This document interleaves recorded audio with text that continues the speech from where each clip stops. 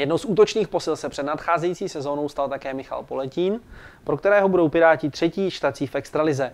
Vítám vás u nás v Chomutově, Michale. Děkuju. Jak se to sebělo, že jste opustil Plzeň a zakotvil jste tady u nás?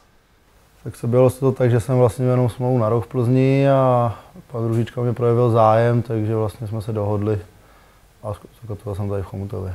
Byly ve hře i jiné nabídky?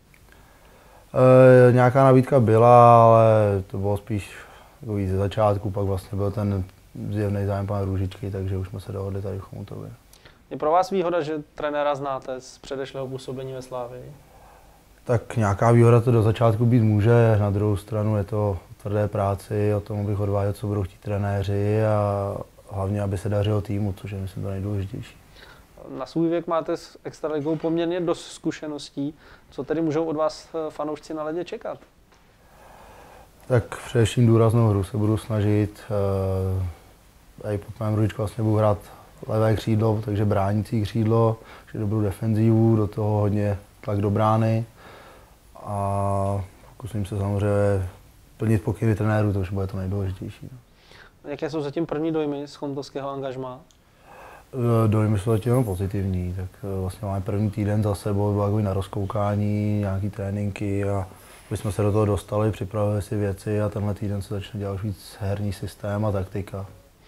Když mluvíte o herním systému a taktice, zase se asi vrátím k osobě trenéra Růžičky. Pro vás je to lepší, že tak nějak tušíte, co čekat právě po té herní a taktické stránce? Tak lepší to pro mě určitě bude. Na druhou stranu 2 roky jsem vlastně pod panem Růžičkou nehrál, takže jsem byl zvyklý na něco trošku jiného, ale myslím si, že to bude mít o to jednodušší, že jsem vlastně pod ním hodně sezon odehrál ve Slavii. Samozřejmě ta taktika se trošku asi mění neustále, ale nějaký ty základní věci tam budou pořád stejný a věřím, že budu prospěšný pro tým. Změnil se nějak pan Růžička za ty 2 roky, jak můžete srovnat teď po těch pár trénincích? Tak na ledě ve své podstatě je pořád stejný. Tak myslím si, že spíše to ještě, samozřejmě byl to první týden takový na úvod, ale myslím si, že ne, žádná změna tam není.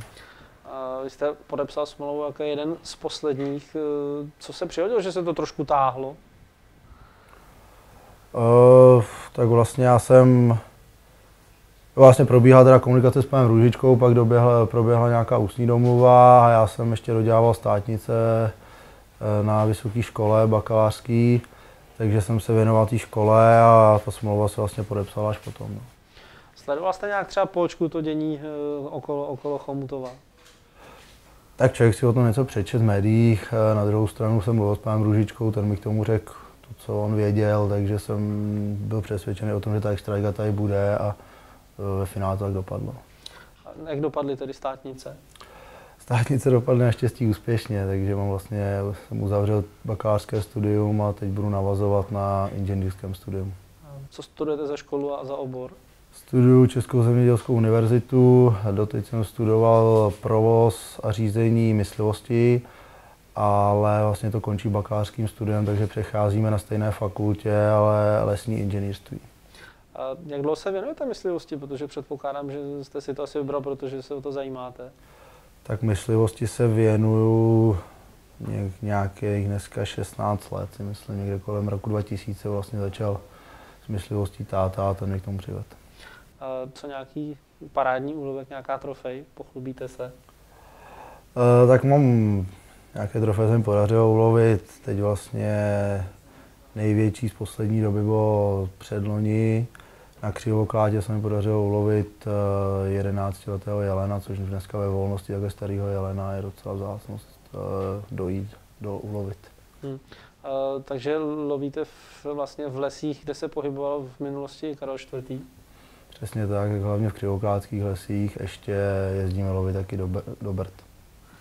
Tak jo, Michale, děkuji za příjemné povídání a přeju, ať se daří příští sezóně. Děkuji taky.